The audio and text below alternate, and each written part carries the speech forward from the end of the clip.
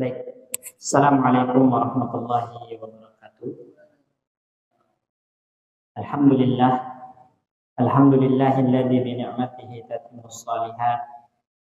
Wassalatu wassalamu ala sayyidina wa habibina wa mustafa Rasulullah sallallahu alaihi wasallam wa ala alihi wa ashabihi wa man tabi'ahum bi ihsanin ila yaumil qiyamah wa ba'du. Allahumma inna nas'aluka ilman nafi'an wa rizqan tayyiban wa amalan mutaqabbala. Rabbana 'allimna ma yanfa'una wanfa'na bima 'allamtana wa zidna 'ilma. Rabbi shrah li sadri wa yassir li amri wahlul 'uqdatam min lisani yafqahu qawli. Baik, ikhwatal iman, teman-teman sekalian rahimani wa rahimakumullah. Sehat semua insyaallah ya. Bentar lagi libur ini. Baik, insyaallah pagi hari ini kita akan lanjutkan kembali pembacaan kita terhadap kitab Qawaid Qur'aniyah, dan insyaallah kita akan masuk ke kaidah yang ke-30 ya. Berarti 20 kaidah lagi selesai. Ini kaidah yang ke-30. Yaitu sebuah kaidah yang diambil dari firman Allah Subhanahu wa taala dalam surat At-Talaq. Wa may yatawakkal 'alallahi fa huwa hasbuh. Barang siapa yang bertawakal kepada Allah Subhanahu wa taala, maka Allah akan mencukupinya.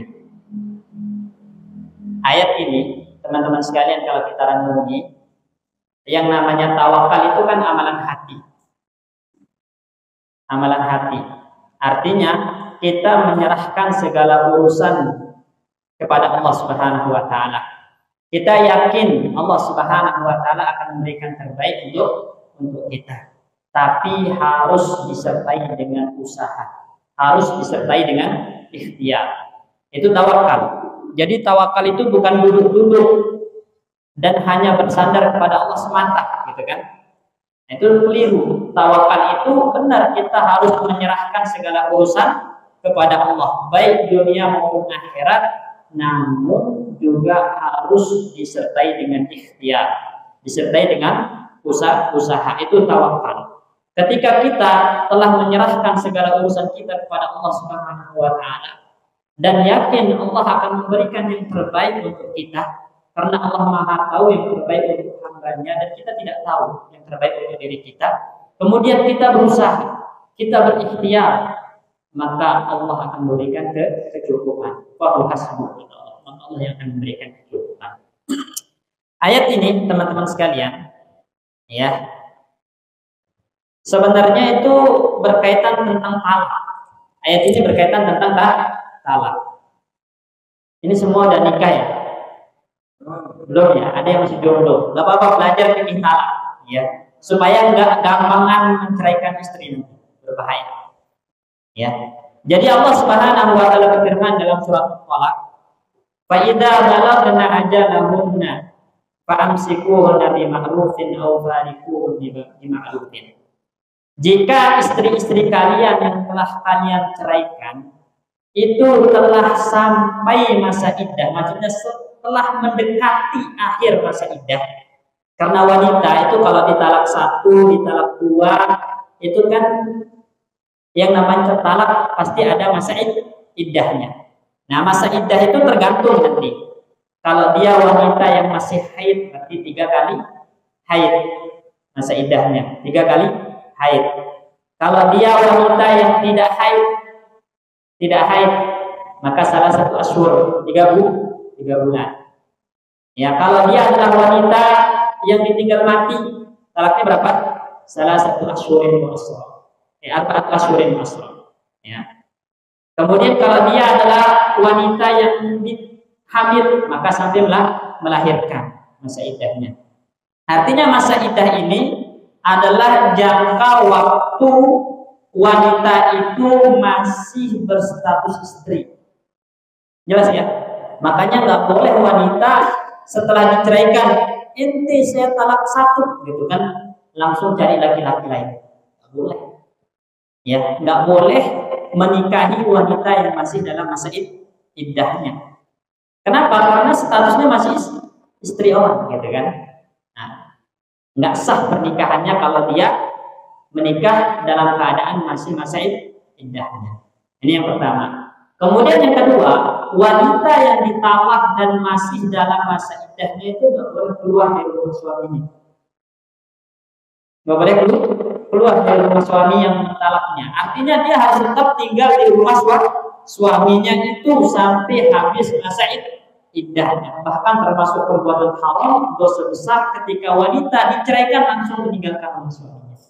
Balik ke rumah emaknya itu dosa besar. Kenapa? Karena Allah yuhdisu ba'da dzalika amra. Supaya Allah Subhanahu wa taala nanti kadang memunculkan benih-benih cinta itu kembali. Akhirnya rujuk. Karena talak itu perbuatan awal tapi paling enggak disukai Allah. Paling enggak disukai Allah, tapi sangat disukai sama syaitan. Makanya dalam sebuah hadis, ya, syaitan itu punya singgasana yang di atas air. Di atas air. Jadi singgasana syaitan itu di atas air. Makanya termasuk perbuatan yang makruh ya teman-teman sekalian yang tidak disukai itu buang air kecil, buang air besar di air, baik yang tergenang maupun yang mengalir di malam hari. Itu makruh. Kenapa? Karena air itu ma'wal jin, tempat tinggalnya jin, tempat tinggalnya syaitan. Jadi makruh. Ya, malam hari secara mutlak makruh. Nah, syaitan ini punya bawahan-bawahan, ya, punya anak buah dipanggil. Inti hari ini ngapain? Begini. Wah, belum seberapa. Dipanggil lagi. Kamu hari ini ngapain? Begini, belum seberapa. Lalu ada yang datang, ngapain kamu hari ini? Saya berhasil membuat satu keluarga itu bercerai. Suami istri bercerai. Ini dia ini. Ini perbuatan yang luar biasa, disenangi sama syaitan. Kenapa? Karena di balik perceraian itu mudaratnya besar. Ada anak-anak yang akan terlantar, gitu kan? Kekurangan kasih sayang, kadang pendidikannya nggak terarah. Ini makanya sangat disukai oleh syaitan, oleh iblis yang namanya perceraian ini. Oleh karena itu, ketika seorang wanita diceraikan, itu ada masa iddah, dan dalam masa iddah ini dia nggak boleh keluar dari rumah suaminya, harus tetap ada di rumah suaminya. Supaya apa? Supaya nanti kalau ada benih-benih cinta itu muncul kembali, mereka rujuk, ya. Nah, Allah mengatakan faida balagna ajalahunna, jika masa iddah wanita itu telah mendekati akhir, maka Allah memberikan pilihan, fa'amsikuhunna bima'ruf, rujuk kembali dengan cara yang ma'ruf. Ma'ruf itu maksudnya adalah setelah rujuk berikan hak-haknya, ya, tunaikan hak-hak istri, gitu. Berupa apa? Berupa nafkah, tempat tinggal, pakaian dan semacamnya. Karena statusnya istri, dirujuk soalnya, dirujuk.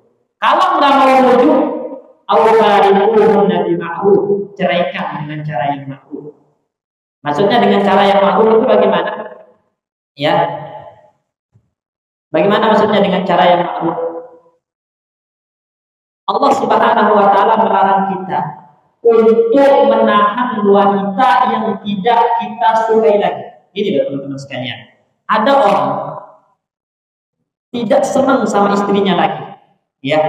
Dan karena tidak senangnya, tidak sukanya sama istrinya ini, dia memperlakukannya itu bukan layak seorang istri. Haknya tidak ditunaikan, gitu kan? Tidak diberikan nafkah, digantung, istilahnya ya. Digantung. Ya, tetap statusnya istri, tapi nggak diperlakukan layaknya istri. Itu nggak boleh. Kalau memang udah nggak suka, kalau memang udah nggak senang, ceraikan. Lepas dia, biar dia mencari pasangan yang akan mencintainya lagi.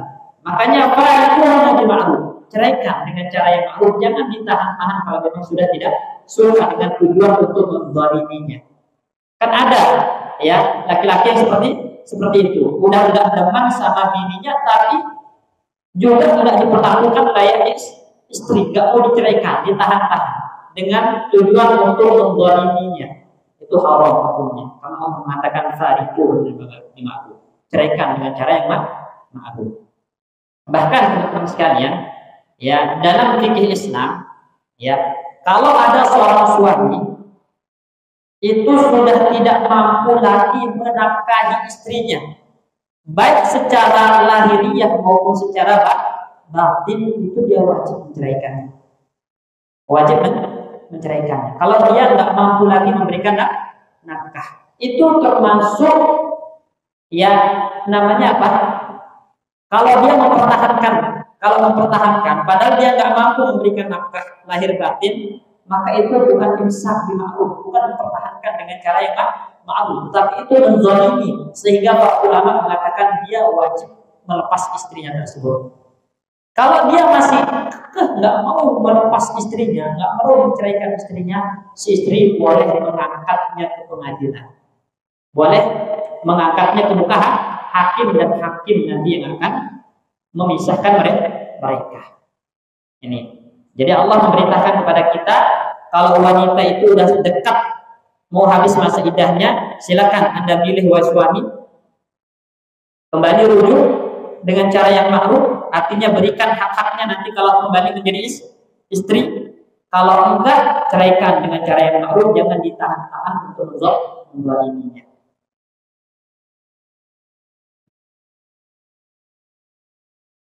Kemudian wa'ufidu zawai adlin minkum. Jika kalian memilih untuk rujuk, jika kalian wahai para suami memilih untuk rujuk, maka ashidu zawai adlin minkum. Datangkan saksi kalau Anda rujuk dengan istri Anda. Siapa yang lain menjadi saksi? Mereka adalah orang-orang muslim yang soleh, yang taat, bukan orang-orang fasik. Ya, jadi kalau kita ingin rujuk kepada bibi yang kita ceraikan talak 1, talak 2, dianjurkan ada saksi. Bahkan ada yang mengatakan saksi ini wajib hukumnya, ada yang mengatakan sekedar disunahkan, tapi dianjurkan ada saksi kalau antum rujuk setelah menceraikannya. Wa aqimus syahadata lillah, kata Allah, dan tegakkanlah persaksian itu untuk Allah Subhanahu wa taala. Maksudnya apa? Jangan memanipulasi saksi. Kadang misalnya seorang wanita telah diceraikan suaminya, gitu kan, nggak rujuk, tapi dia kerjasama kong kali kong ya dengan orang lain, ya, kebetulan suaminya meninggal, supaya dapat warisan apa? Oh, saya udah rujuk sama suami saya, gitu kan. Ini saksinya ada 2 orang, tapi saksi itu saksi yang dimanipulasi. Itu nggak boleh. Jadi saksi itu harus jujur. Dia menegakkan kesaksian itu karena Allah Subhanahu wa taala. Nggak boleh ya melakukan kedustaan dalam persaksian. Kan ada aja orang-orang yang melakukan permainan semacam ini, apalagi punya suami kaya, gitu kan ya. Diceraikan, nggak rujuk, meninggal suaminya datang mengklaim saya istrinya. Kan udah diceraikan juga rujuk, siapa saksinya? Pulang, gitu kan. Padahal ini saksi yang dimanipulasi, haram, boleh. Dzalikum yu'adu bihi man kana yu'minu billahi wal yawmil akhir. Dan hal itulah yang Allah Subhanahu wa taala wasiatkan kepada kalian wahai orang-orang beriman kepada Allah dan hari akhir.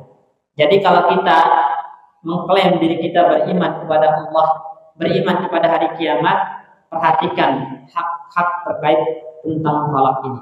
Yaitu apa? Kalau udah mendekati masa iddah, lihat lagi, introspeksi diri lagi. Artinya apa? Apakah maslahat di perceraian atau tidak, gitu ya? Adakah kebaikan yang besar di balik perceraian ini atau tidak? Justru mudaratnya lebih besar. Kalau ternyata mudaratnya lebih besar, rujuk. Ya, rujuk fa'amsikuh nabi ma'ruf. Kecuali kalau memang hati ini udah gak suka, gitu kan? Udah gak senang, udah gak demen, ya udah ceraikan. Tapi jangan ditahan-tahan dengan tujuan untuk menzalimi. Kemudian kalau ingin rujuk, datangkan saksi. Ini nasihat Allah kepada kita. Nah, kalau kita menjalankan nasihat ini, maka kita termasuk dalam golongan orang-orang yang bertakwa. yang dikatakan oleh Allah, wa may yattaqillaha yaj'al lahu makhraja. Barang siapa yang bertakwa kepada Allah, Allah berikan solusi untuk masalah yang dia hadapi.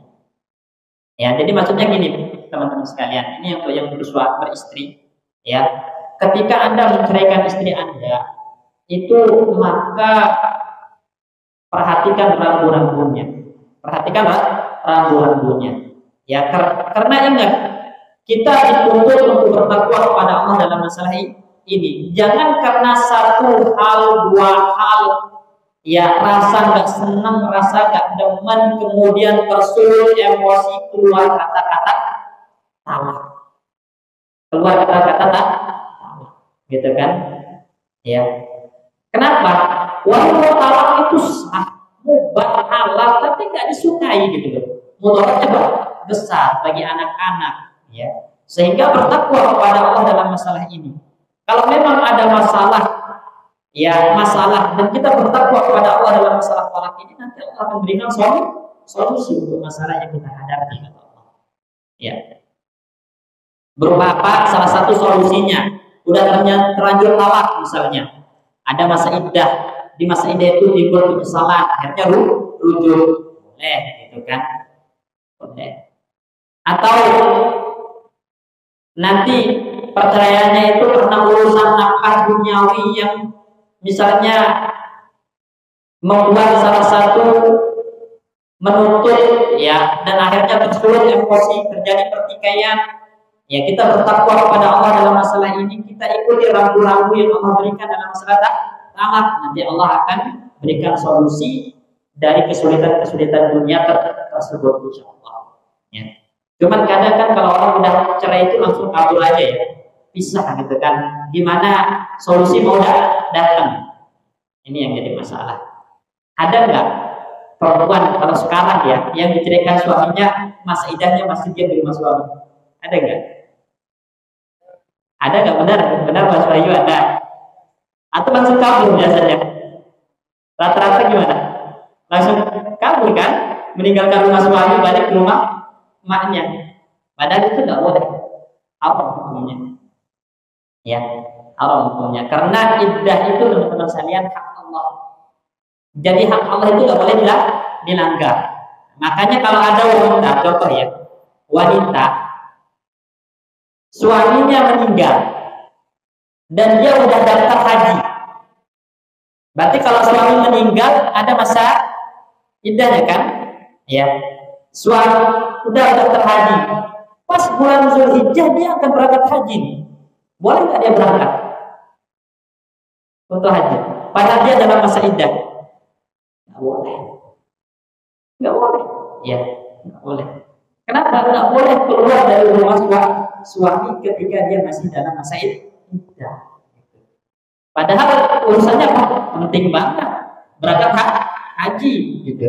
Kecuali ya kalau dia berangkat misalnya udah bayar tiket, udah beli beli hotel gitu kan dan semacamnya. Kalau dia nggak berangkat, uangnya akan hangus, nggak bisa dibalikin, maka para ulama ada yang memberikan rukhsah, boleh berangkat. Tapi kalau uang itu masih mungkin untuk dikembalikan atau jadwalnya masih mungkin untuk diundur sampai selesai masa iddahnya, dia wajib menyelesaikan masa iddah lebih dulu. Itu menunjukkan apa? Tidak bolehnya seorang wanita keluar dari rumah suami ketika masih dalam masa iddah, termasuk dosa besar itu. Kemudian Allah katakan wa yarzuquhu min haitsu la yahtasib. Jadi kalau dia bertakwa kepada Allah Subhanahu wa taala dalam masalah ini, Allah akan berikan solusi untuk masalah yang dia hadapi, kesulitan-kesulitan dalam dunia ini, dan Allah berikan rezeki dari arah yang tidak disangka-sangka. Yang dimaksud dengan rezeki ini tadi, rezeki yang lebih berkah, kata para ulama, di dunia dan di akhirat diberikan surga Allah Subhanahu wa taala. Itu tafsiran para ulama. Wa man yatawakkal 'ala Allah. Nah, ini ayatnya, kaidahnya. Wa man yatawakkal 'ala Allah fa huwa hasbuh. Barang siapa yang bertawakal kepada Allah, artinya menyerahkan urusannya kepada Allah, ya, dia yakin Allah akan memberikan yang terbaik, kemudian dia berusaha, berikhtiar, maka Allah akan mencukupinya. Allah akan berikan kecukupan. Innallaha balighu amrih. Sesungguhnya Allah Subhanahu wa taala itu takdirnya itu pasti terjadi. Enggak ada takdir Allah yang enggak terjadi. Semua yang Allah takdirkan itu pasti terjadi. Qad ja'alallahu likulli syai'in qadara. Karena Allah telah menjadikan untuk segala sesuatu itu ada takdirnya. Ada takdirnya seperti itu. Jadi ayat ini wa may yatawakkal 'ala Allah fa huwa ini berkaitan dengan talak, tapi diberlakukan secara umum untuk segala hal. Ya, kita dituntut untuk menyerahkan urusan kita kepada Allah Subhanahu wa taala dan yakin Allah yang memberikan terbaik serta diiringi dengan ikhtiar. Saya mengatakan di sini, apa korelasi antara tawakal dengan talak? Apa korelasi antara tawakal dengan talak? Maka yang pertama itu ada tahzir, peringatan. Yang kedua ada tatmin, ya, penenang hati gitu, agar kita tenang, agar kita tidak galau gundah gulana. Sisi peringatannya itu adalah bagi setiap suami atau istri, jangan melampaui batas, jangan menerjang hukum-hukum Allah dalam masalah talak, baik yang berkaitan dengan iddah maupun yang berkaitan dengan nafkah. Maksudnya berkaitan dengan iddah itu apa tadi? Wanita kalau udah ditalak masih masa iddahnya nggak boleh keluar dari rumah suaminya, nggak boleh dia akad nikah dengan orang lain karena jatuhnya zina. Akad nikahnya nggak sah. Ya, kalau dia masih dalam masa iddah. Kemudian terkait dengan nafkah, istri yang ditalak oleh suami dan masih dalam masa iddah tetap mendapatkan nafkah, tetap mendapatkan nafkah. Bahkan teman-teman sekalian, kalau ada wanita ditalak masih dalam masa iddahnya, suaminya meninggal, dapat warisan nggak? Dapat, karena statusnya masih istri. Jelas ya? Ini kalau talak satu, talak dua, talak raj'i istilahnya. Ya. Karena kadang ada juga suami yang resek, ya, suami yang iseng. Mentang-mentang kaya, banyak duit, mau mati sakaratul maut, udah nggak demen sama bini, talak 3. Niatnya supaya istrinya nggak dapat warisan. Kira-kira dapat nggak tuh si istri warisan kalau ditalak seperti itu? Nggak dapat, Mas Wahyu? Dapat. Kenapa? Karena si suami ini mulham, tertuduh menceraikan istrinya dengan tujuan untuk menahannya dari warisan. Ya, maka dihukum dengan kebalikan niatnya. Niatnya menceraikan istri supaya nggak dapat warisan, si istri diberikan warisan. Tuh, seperti itu. Kecuali kalau ada orang sakit sakaratul maut nih, istrinya mengatakan ceraikan saya, terus diceraikan, talak 3, dapat nggak warisan? Enggak, karena yang minta siapa? Istri. Ya, berbeda kalau suami yang menceraikan talak 3 sedangkan dia dalam keadaan sakaratul maut, maka ini suami tertuduh menceraikan istrinya dengan tujuan supaya nggak dapat warisan, sehingga istrinya tetap diberikan warisan. Seperti itu. Jadi di dalam ayat ini kan ada peringatan dari Allah bagi suami istri supaya jangan pernah melampaui batasan-batasan Allah dalam masalah talak, terutama yang berkaitan dengan iddah dan yang berkaitan dengan nafkah. Kadang begini teman-teman sekalian, talak itu kan kadang-kadang didasari oleh emosi, ya, marah, sehingga tingkah laku orang itu nggak terkontrol, akhirnya muncul kata-kata cerai, kata-kata talak. Karena ada emosi ini, akhirnya mereka langsung main pisah begitu saja. Ya, si istri meninggalkan rumah suaminya, si suami kadang juga mengusir balik sono rumah emakmu, gitu kan? karena apa? Marahnya. Ini namanya melanggar batasan Allah. Boleh. Ente talak istri, talak 2, talak 1, boleh. Tapi jangan usir dari rumah karena dia wajib menghabiskan masa iddahnya di rumah suaminya gitu loh. Ya. Jadi jangan melampaui batas dalam masalah ini. Ini peringatan dari Allah dalam ayat ini. Kemudian yang kedua ada taqnin namanya. Ada supaya kita nggak galuh, ya, supaya kita nggak menyesal. Ada penenang hati dari Allah Subhanahu Wa Taala dalam ayat ini. Yaitu apa? Barang siapa yang jujur bersama Allah Subhanahu Wa Taala dalam mempraktekkan syariat talak ini, maka Allah pasti akan membersamainya, ya, memberikan pertolongan, menunaikan hak-haknya. Makanya Allah katakan tadi apa? Yarzuquhu min haitsu la yahtasib, yaj'al lahu makhraja wa man yatawakkal 'ala Allahi fa huwa hasbuh. Gitu kan? Nah, ini semua hiburan dari Allah kalau kita benar-benar mempraktekkan talak ini sesuai dengan ketentuan dan hukum Allah Subhanahu wa taala. Tidak melampaui batasnya, maka Allah akan memberikan dukungan, ya, dukungan dalam artian memberikan solusi. Jadi kalau ada wanita ditalak dengan cara yang makruh, ya, kemudian nanti Allah akan memberikan rezeki dengan dari arah yang tidak disangka-sangka ketika dia menjadi seorang janda gitu kan, akan diberikan solusi untuk masalah yang dia hadapi. Dan kalau dia berserah kepada Allah Subhanahu wa taala, ya, dan meyakini itu pilihan terbaik yang Allah berikan, ya, setelah ikhtiar berusaha bagaimana caranya agar rumah tangga itu tidak retak, ternyata Allah mentakdirkan retak, hancur rumah tangga, berarti itu yang terbaik dan Allah akan memberikan apa?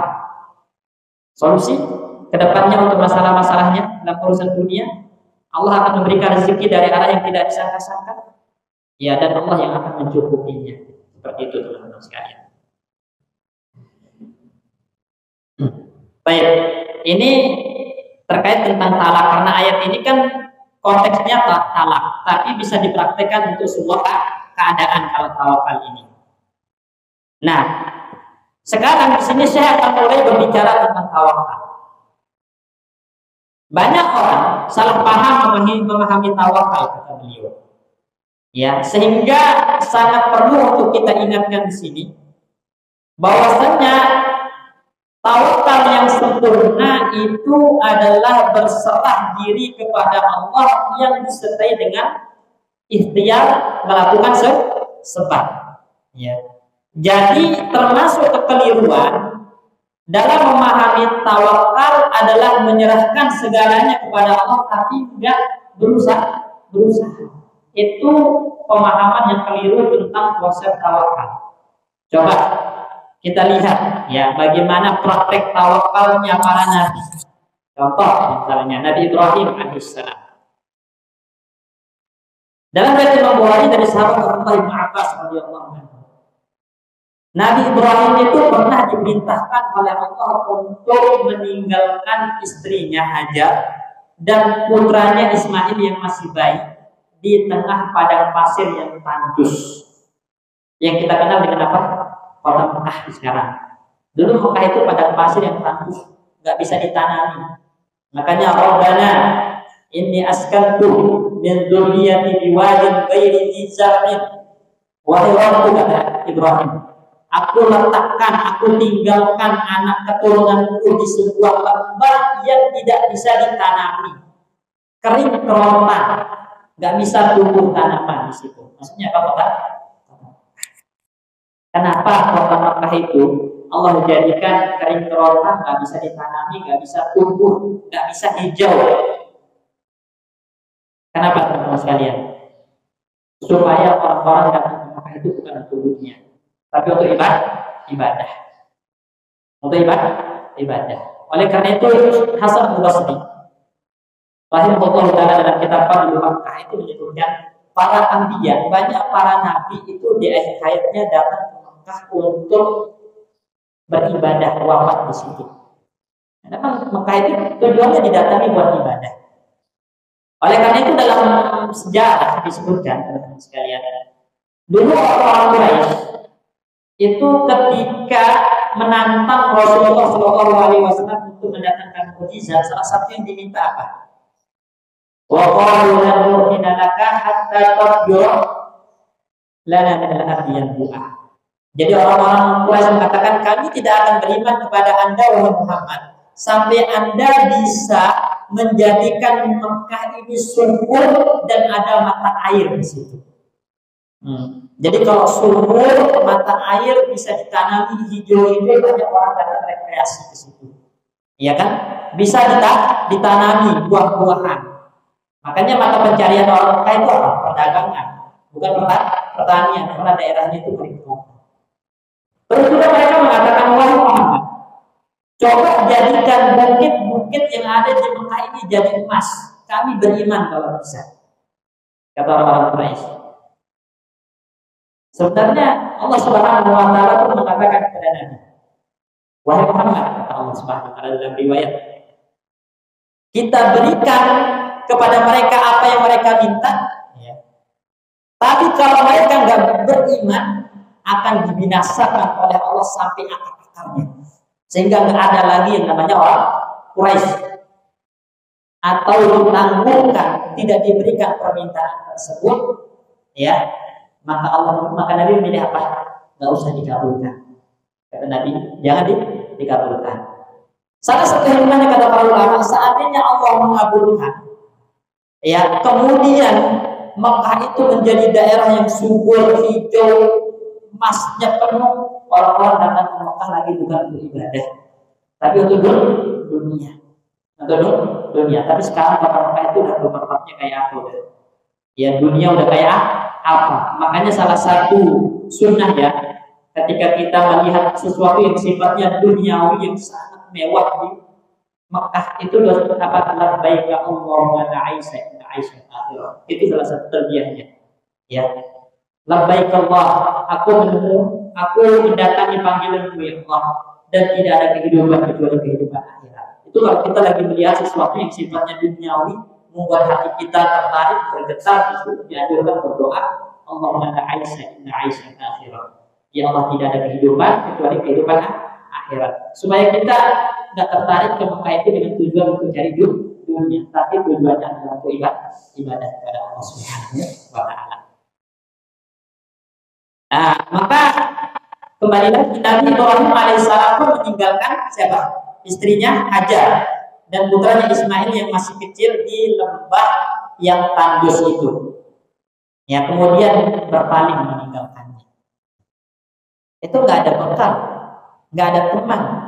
Sempat Hajar itu mengatakan, wahai Ibrahim, apakah Anda akan meninggalkan saya dan anakmu di sini, di tempat yang sepi ini, nggak ada bekal, nggak ada yang menemani? Tapi Ibrahim tetap berjalan. Baru yang ketiga kalinya Hajar mengatakan, apakah ini perintah Allah? Nabi Ibrahim berkata, iya, ini perintah Allah. Dengan tawakalnya yang tinggi, husnuzon yang tinggi kepada Allah, Hajar mengatakan, kalau begitu Allah tidak akan pernah menelantarkan. Allah tidak akan pernah menelantarkan kami, katanya. Ya, yakin Allah akan memberikan rezeki. Nah, ketika air habis, apakah Hajar betul-betul menunggu air dapat dari langit? Enggak, berlari dari bukit Sofa ke Marwah, berusaha untuk mencari air. 7 kali bolak-balik Allah keluarkan air itu dari bawah kakinya Ismail, yang kita kenal dengan air Zam-Zam. Jadi ada usaha enggak? Ada, lari bolak-balik. Ya, padahal dia yakin dalam hati Allah tidak akan pernah menelantarkan hambanya. Allah akan memberikan rezeki, memberikan solusi kepada hambanya. Husnuzon yang tinggi, tapi disertai dengan usaha, lari bolak-balik nyari air. Itu tawakal yang sebenarnya, menyerahkan urusan kepada Allah, yakin Allah akan memberikan yang terbaik, tapi nggak duduk-duduk begitu saja, harus disertai dengan usaha. Ini contoh lain, ya.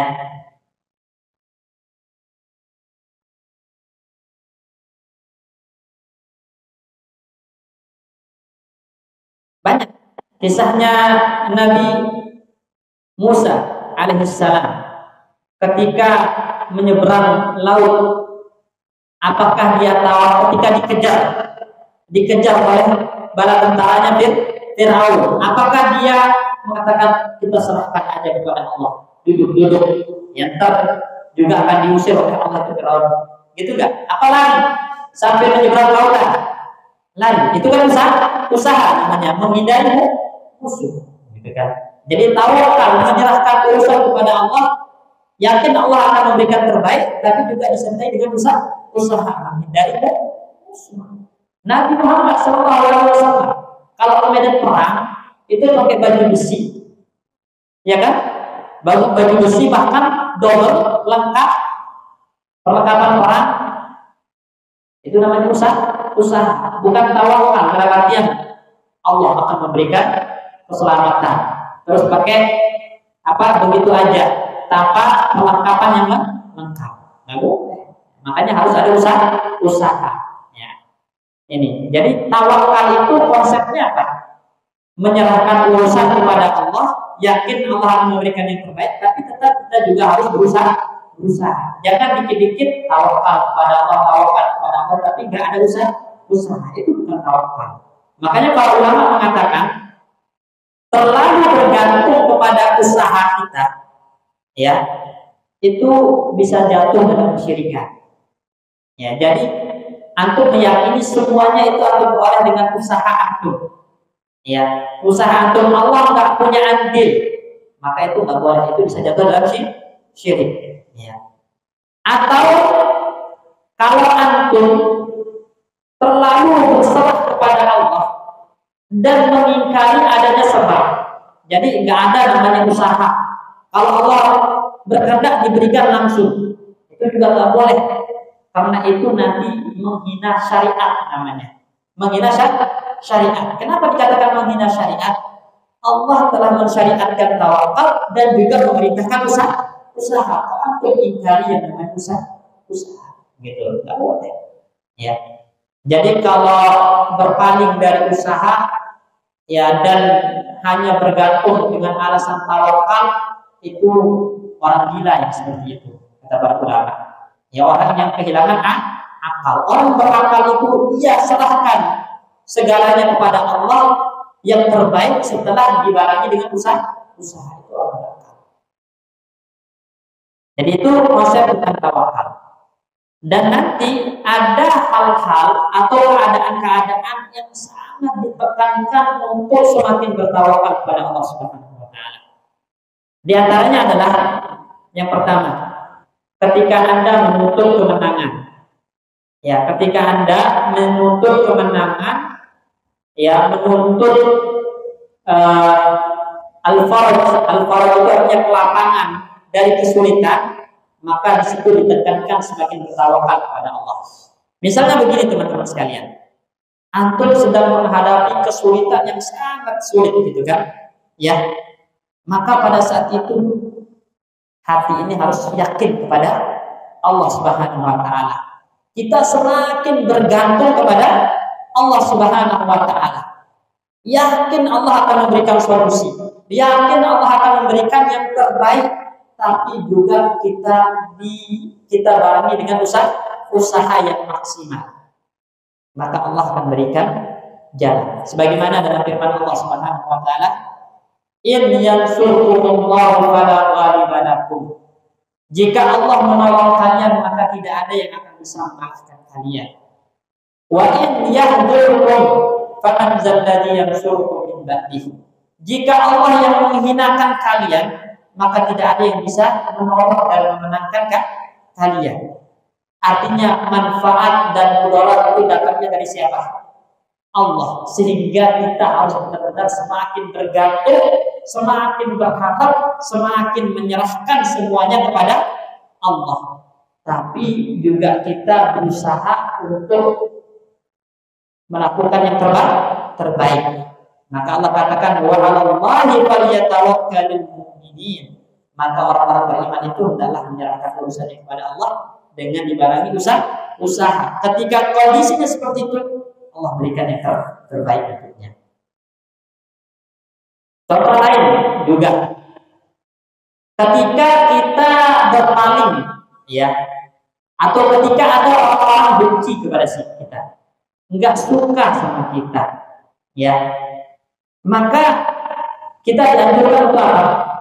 Jangan menolak mereka, jangan menolak, jangan menggubris rasa benci, rasa tidak senang, rasa permusuhan orang lain kepada kita. Ya. Dan kita serahkan semuanya kepada Allah Subhanahu wa Ta'ala. Ya. Serahkan urusan kebencian mereka, permusuhan mereka kepada Allah Subhanahu wa Ta'ala, sambil kita berusaha untuk memberikan yang terbaik, perlakuan yang terbaik, akhlak yang terbaik kepada orang yang benci kepada kita. Maka di sini nanti Allah akan menjadi wakil, menjadi penolong bagi kita.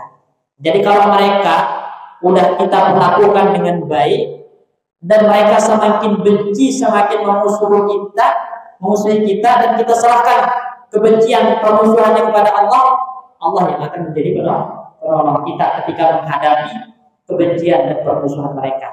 Kalau mereka melakukannya dengan cara melampaui batas. Sebagaimana dalam firman Allah berfirman, "Fa'rid anhum." Maka palingkan mukamu dari orang-orang yang memusuhimu, orang-orang yang tidak senang kepadamu. Wa tawakkal 'ala Allah, dan bertawakallah kepada Allah terkait mereka. Wa kafa billahi wakila, cukup Allah sebagai wakil, cukup Allah sebagai penolong untuk itu. Nah, terus sekarang sebaliknya. Ya, kalau tadi kan musuh, sekarang orang-orang yang membenci, orang-orang yang menghindari antum. Kalau tadi antum yang menghindari, orang-orang yang memusuhi antum, dalam artian jangan digubris, jangan dibalas dengan kebencian. Kalau sekarang orang-orang yang benci dan menghindari, kadang kan dibenci, dikucilkan, itu tekanan mentalnya lumayan ya. Itu kan berat juga dikucilkan. Dulu sahabat Ka'ab bin Malik dan dua sahabat yang lain ketika nggak ikut perang itu sempat dikucilkan. Ya, dihajar, dalam artian tidak diajak bicara, tidak diajak bermuamalah oleh Rasulullah dan para sahabat. Ya, karena tidak ikut perang tanpa uzur syar'i. Banyak sebenarnya yang nggak ikut perang, tapi semuanya mengutarakan uzur khusus pada Nabi. Ya, saya begini wahai Rasulullah, Ustaz uzurnya. Dan Allah Maha tahu. Ya, Allah Maha tahu, kecuali 3 orang, salah satunya Ka'ab bin Malik itu jujur, saya nggak ikut perang, punya uzur Rasulullah. Akhirnya dihajar, tidak diajak bicara, tidak diajak bermuamalah. Itu sempat dia merasa sedih, merasa dunia yang begitu luas sempit gitu kan, sampai saat istrinya nggak boleh ngomong sama dia. Kira-kira gimana sempitnya ya, dijauhi seperti itu. Datang surat dari orang-orang kafir, wahai Ka'ab, katanya, saya dengar Anda itu dijauhi, dikucilkan oleh sahabat Anda. Datang ke negeri kami akan muliakan Anda. Lihat bagaimana orang-orang kafir itu udah punya intel, mencoba untuk mengetahui peristiwa-peristiwa yang ada dalam tubuh kaum muslimin. Ya, ada kesempatan mereka ingin mengambil tindakan.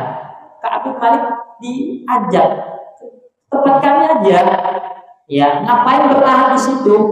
Kalau ke tempat kami Anda akan dimuliakan, Anda akan dijadikan sahabat, ya, tidak akan dikucilkan. Hampir Ka'ab bin Malik itu terlena, mau, tapi dia bersabar. Ya, tawakalnya tinggi, dia serahkan semua itu kepada Allah. Ya, karena yakin Allah akan memberikan terbaik. Turun ayat yang memaafkannya, yang dibaca sampai hari kiamat tentang mereka. Jadi jika mereka semua berpaling, menghindari Anda, mengucilkan Anda, maka katakan hasbiyallah, cukup Allah bagiku. La ilaha illa huwa alaihi tawakkaltu. Karena tidak ada sesembahan yang berhak disembah kecuali Allah. Kepada Allah aku berserah, kepada Allah aku bersandar, dan Allah sebaik penolong. Nah,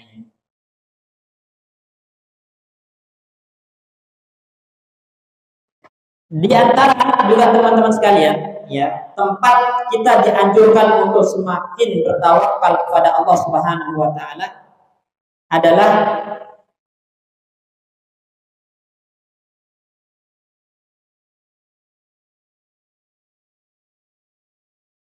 ketika, ya, kita mengalami kesulitan-kesulitan finansial, ya, kesulitan-kesulitan ekonomi. Karena begini teman-teman sekalian, antum harus yakin pertama bahwasanya yang namanya rezeki itu udah terjadi.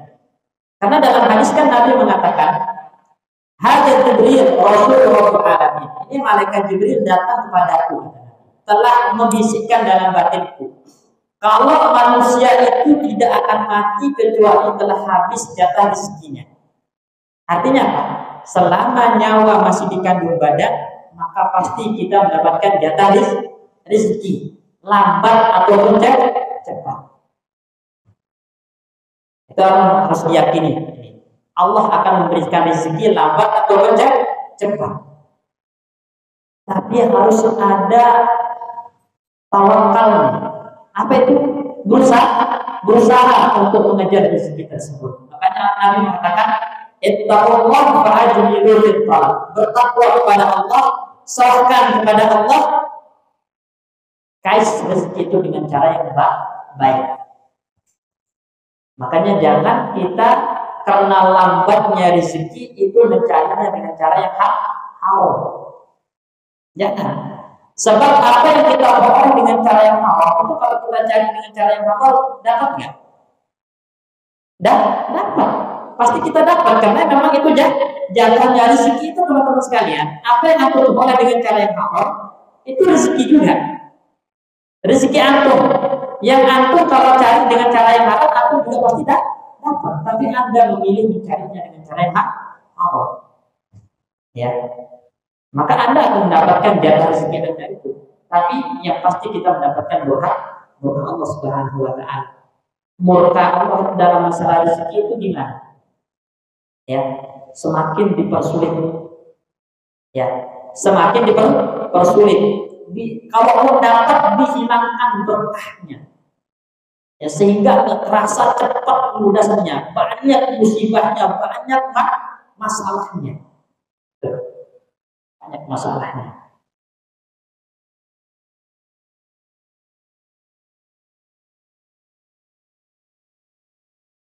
Sehingga teman-teman sekalian, kata Nabi itu, maka bertakwa kepada Allah terbagus dalam mengais rezeki.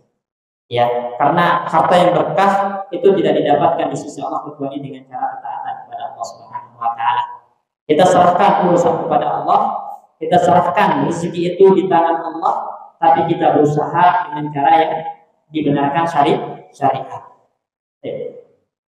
Karena sudah menjelang maghrib, kata Ustadz Rayu, kita akhiri dulu, insya Allah nanti kita lanjutkan setelah sholat maghrib. Barakallahu fiikum, kita tutup dengan doa.